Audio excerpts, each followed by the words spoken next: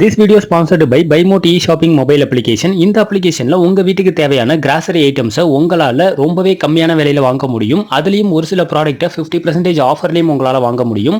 So நீங்க இந்த ஆப்பை யூஸ் பண்ணணும் அப்படின்னு நினைக்கிறீங்க அப்படின்னா பிளே ஸ்டோருக்கு போங்க. அங்க BuyMote e-shopping அப்படின்னு டைப் பண்ணீங்க அப்படின்னா உங்களுக்கு இந்த அப்ளிகேஷன் ஷோ ஆகும். டவுன்லோட் பண்ணி ரெஜிஸ்டர் பண்ணி உங்க வீட்டுக்கு தேவையான கிராசரி ஐட்டம்ஸை 50% ஆஃபர்ல டிஸ்கவுண்ட் பிரைஸ்ல உங்களால வாங்கிக்க முடியும். வித்தின் 7 டேஸ்ல உங்க வீட்டுக்கு டெலிவரியும் வந்துடும். வணக்கம் மக்களே, நான் இன்னைக்கு பாசிப்பருப்பு போட்டு கீரை கூட்டு பண்ண போகிறேன். குக்கரில் பாசிப்பருப்பு வேக வச்சு வச்சுருக்கேன். இது பொன்னாங்கண்ணி கீரை. இந்த கீரையை போட்டு கூட்டு பண்ணலாம். பாசிப்பருப்பு கூட கீரையை போட்டுட்டு கொஞ்சம் உப்பு போட்டு நல்லா வேக வச்சுக்கிடுங்க.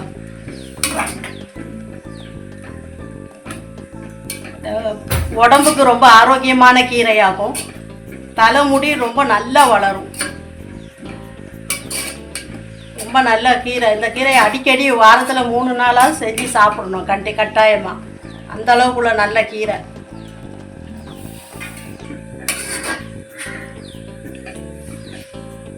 கீரை வெந்துருச்சு. இப்போ தேங்காய், சீரகம், பூண்டு, காஞ்ச மிளகா, மஞ்சத்தூள் போட்டு நல்லா நைஸாக அரைச்சி வச்சுருக்கேன். அந்த விழுதை இந்த கீரை கூட சேர்த்துக்கலாம்.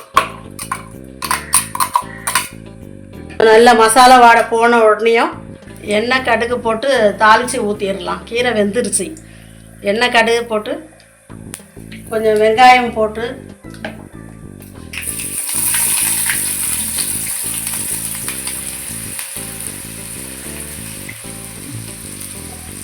வெங்காயம் வெந்ததும் ஒரு மிளகாய் பிச்சு போட்டு தாளிச்சிருக்கலாம்.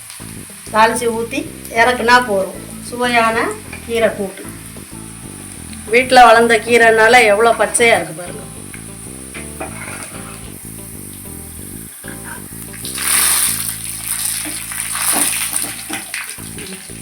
கீரை தாளிச்சு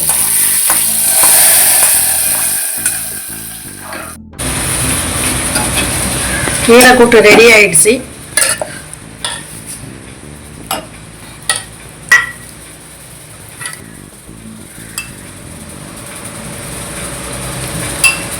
சாதத்தில் போட்டு சாப்பிட்றதுக்கு சுவையான கறி கீரை கூட்டு.